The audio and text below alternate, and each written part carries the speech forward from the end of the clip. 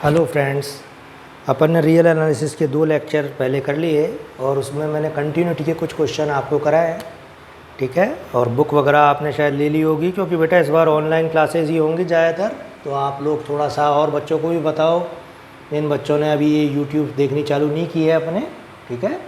और बाकी मैंने आपको जो बताया था कि कोई भी फलन f(x) किसी बिंदु x = a पर सतत कहलाता है। कब? जब फलन की उस बिंदु पर वैल्यू, फलन की दाईं सीमा और फलन की बाईं सीमा तीनों ही बराबर हों, ठीक है।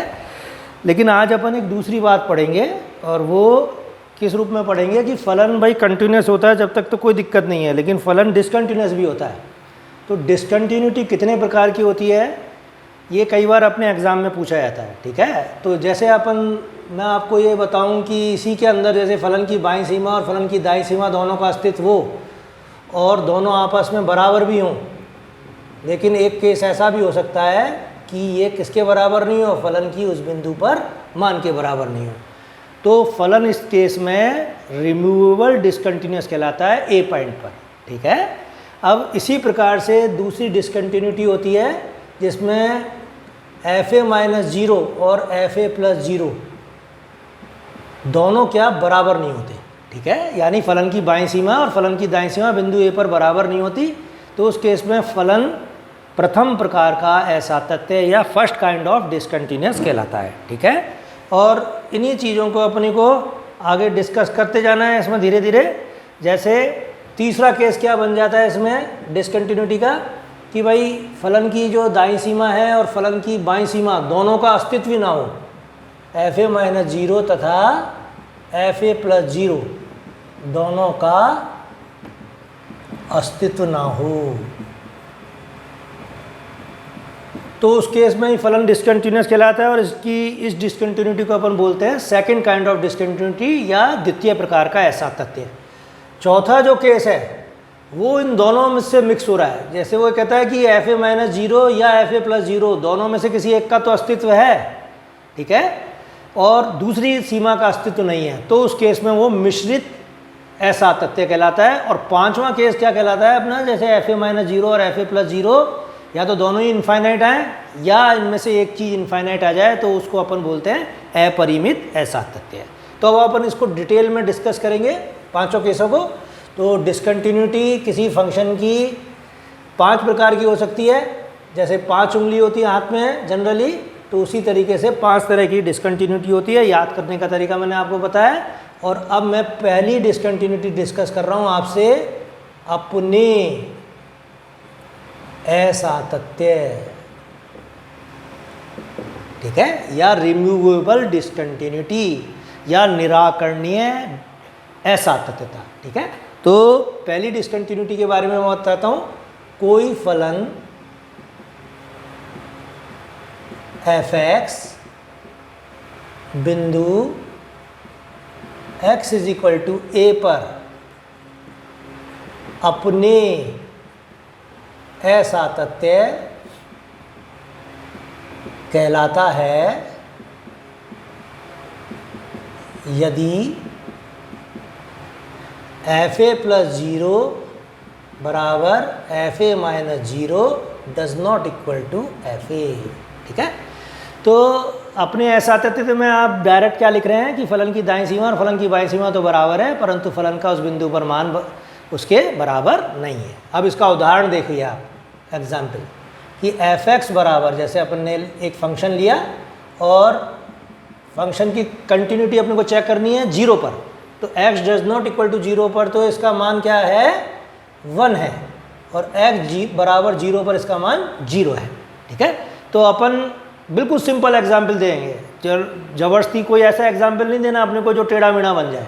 अब x बराबर 0 पर फलन क्या होगा, अपने असातत्य होगा। तो फलन f(x) x बराबर 0 पर अपने असातत्य है, ठीक है। इसका क्या मतलब हुआ इस चीज़ का, कि यहाँ f0+0 निकालो आप, जैसे सपोज करो, तो कैसे निकालोगे, limit h tends to 0 f0 + h, और जब फंक्शन 0 नहीं है तब इसका मान क्या है, 1। इसी प्रकार से फलन की बाईं सीमा और फलन की दाईं सीमा दोनों 1 आ रही हैं, लेकिन ये किसके बराबर नहीं है, f0 के। ठीक है, तो इसलिए फलन x बराबर 0 पर क्या कहलाता है, अपने असातत्य। ठीक, तो इस तरह के केस अपने को डिस्कस करने हैं बेटा आगे। अब दूसरी तरह की जो डिसकंटिन्यूटी है उसको अपन डिस्कस करते हैं। थोड़ी स्पीड वगैरह हो सकता है धीरे तेज लगती हो मेरी, तो अपन धीरे धीरे बेटा, क्योंकि हमारे घर की परिस्थितियाँ, घर पे जो वीडियो बनते हैं आसानी से नहीं बन रहे हैं बिल्कुल। प्रथम प्रकार का असातत्य,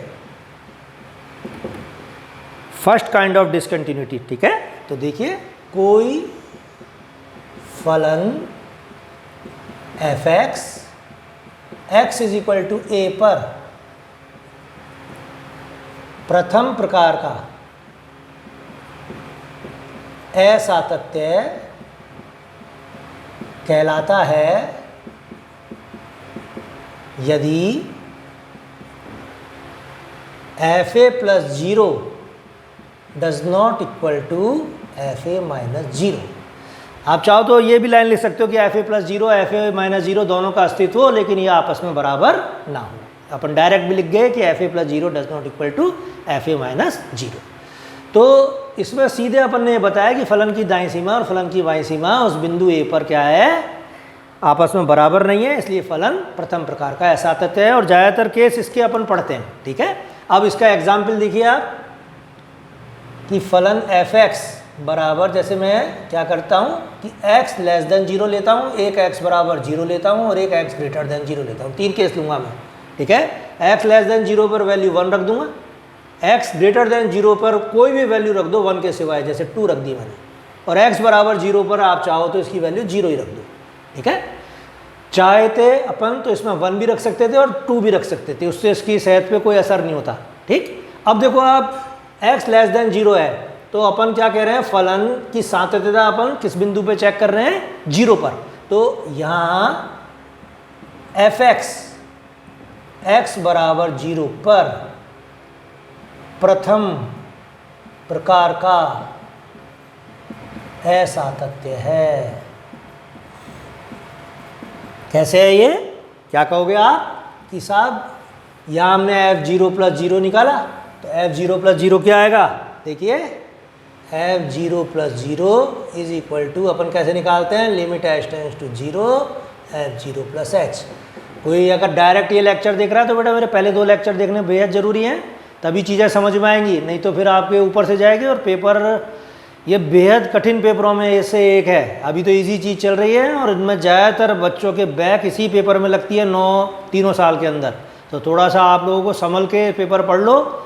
और f0 प्लस 0 का मान यहाँ कितना है, देखो x ग्रेटर देन 0 है तब इसकी वैल्यू है 2, और f0 माइनस 0 कितना है यहाँ, limit h tends to 0 f0 minus h, इसकी वैल्यू आ रही है यहाँ 1। जब 0 से कम है संख्या तब इसका मान कितना आ रहा है, 1।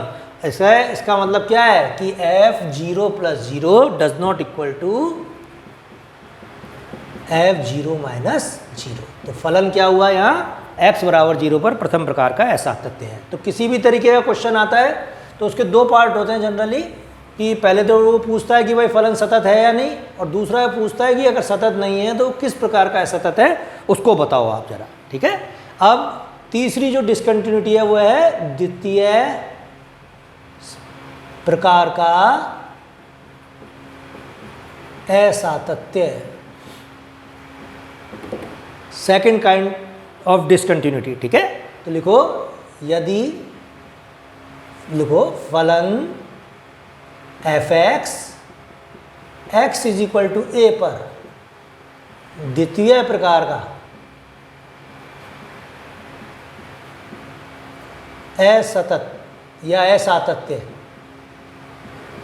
कहलाता है यदि fa प्लस 0 तथा fa माइनस 0 दोनों सीमाओं का ही अस्तित्व ना हो।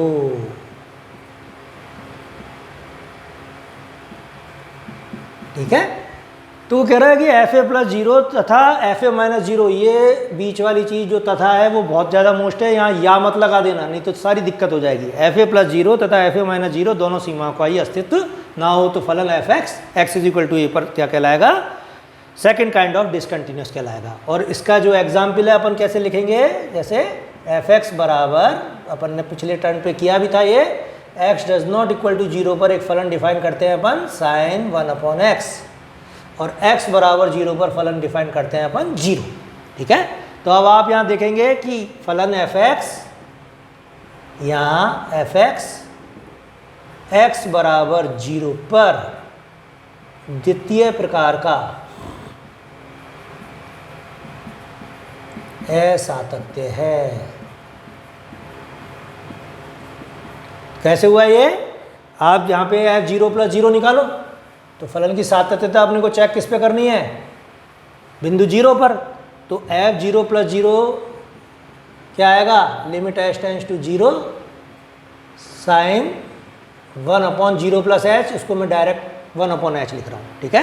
और ये -1 तथा +1 के मध्य है, अनेक बार सीमा दोलन करती है, तो अपन क्या करेंगे, इस सीमा का अस्तित्व नहीं है, इस सीमा का अस्तित्व नहीं है। थोड़ा मैं शॉर्ट में लिख दे रहा हूँ क्योंकि पहले किया हुआ है। इसी प्रकार एफ जीरो माइनस जीरो, इसी प्रकार एफ जीरो माइनस जीरो का भी अस्तित्व नहीं है। ठीक है। तो ये जो चीज़ है जिसमें राइट हैंड लिमिट और लेफ्ट हैंड लिमिट दोनों का ही अस्तित्व नहीं है, वो उस केस में फंक्शन उस पॉइंट पे क्या कहलाता है, सेकंड काइंड का डिसकंटिन्यूअस फंक्शन कहलाता है। ठीक है। अब इसके जस्ट बाद अपन चौथी डिसकंटिन्यूटी पढ़ते हैं और उसका नाम क्या है, मिश्रित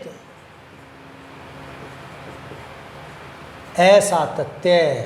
बुक मैंने आपको पहले भी बताया है कि आप जैसे जेपीएच की खरीद लो या आरबीडी की केसी षडंगी साहब की खरीद लो, और जल्द से जल्द खरीदो बेटा। ये पेपर थोड़ा सा वैसा पेपर है और मैं इसको पढ़ा रहा हूँ तुम्हारे को जब तक, अब मेरा स्वास्थ्य ठीक है, थोड़ा सा मेरा बीच में स्वास्थ्य बहुत ज़्यादा गड़बड़ हो गया था अभी, और मेरे हार्ट अटैक आया बेटे 2, तो मेरे को डॉक्टर ने थोड़ा सा आराम करने के लिए बोल रखा है, लेकिन घर पे मन नहीं लगता, इसलिए मैं पढ़ा रहा हूँ आपको, ये मान के चलिए। तो मिश्रित असातत्य क्या है, देखिए कि कोई या फलन एफ एक्स बिंदु x is equal to A पर मिश्रित असातत्य कहलाता है यदि एफ ए प्लस जीरो या एफ ए माइनस जीरो में से किसी एक सीमा का अस्तित्व ना हो। ठीक है।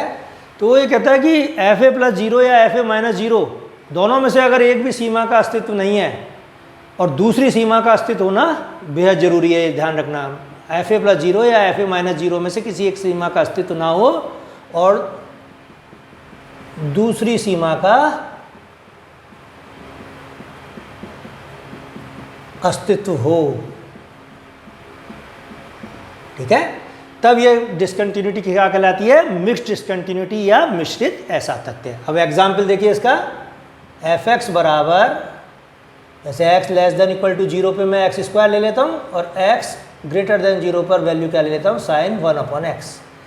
तो आप देखेंगे कि एफ जीरो माइनस जीरो यहाँ जीरो आ जाएगा, एफ जीरो भी जीरो है, और एक्स ग्रेटर देन जीरो पर x F zero plus zero क्या आएगा, उसकी सीमा का अस्तित्व नहीं है, इसलिए ये मिश्रित असातत्य होगा एक्स बराबर जीरो पर। तो फलन एफ एक्स बराबर जीरो पर मिश्रित असातत्य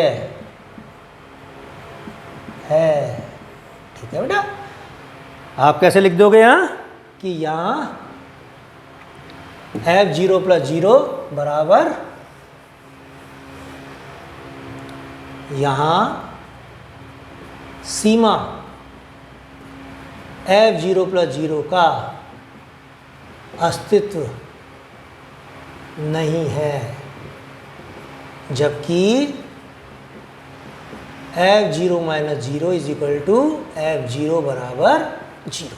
ठीक है, तो ये मिश्रित असातत्य, ये 4 केस हैं, ये चारों ही मेन होते हैं, लेकिन कुछ राइटर थोड़ा सा जो अलग अलग बुकें हैं उनमें एक 5वीं असातत्य और डाल देते हैं कई बार, और वो बोलते हैं अपन अपरिमित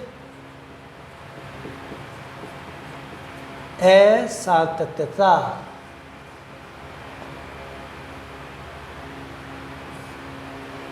ठीक है, ये क्या होती है? फलन f(x) x = a पर अपरिमित असतत कहलाता है यदि fa + 0 या fa - 0 या दोनों ही अपरिमित हों। ठीक है, अगर वो कहता है फलन की दाईं सीमा और फलन की बाईं सीमा या दोनों ही अपरिमित हों, तो फलन f(x) x = a पर अपरिमित असातत्य कहलाता है। एग्जाम्पल के रूप में आप लिख सकते हो, जैसे f(x) = 1/x - 3, जबकि x does not = 3 और x = 3 पर इसका मान जैसे 1 रख दिया इसने। तो अब आप देखोगे यहाँ f3 + 0 तथा f3 - 0 दोनों ही अपरिमित हैं, अतः f(x) x = 3 पर अपरिमित असातत्य है। ठीक है बेटा, तो ये मैंने जैसे आज 5 डिसकंटिन्यूटी आपको डिस्कस करी है।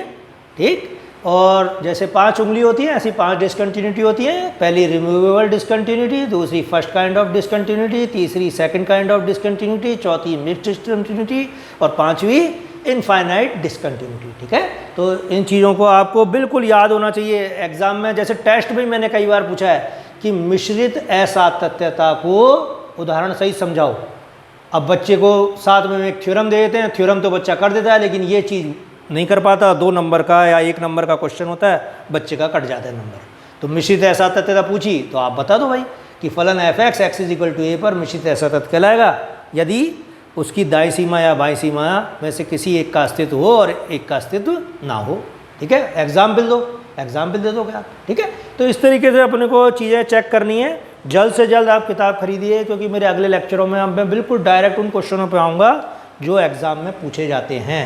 ठीक है, आज का लेक्चर अपन यहीं एंड करते हैं बेटा।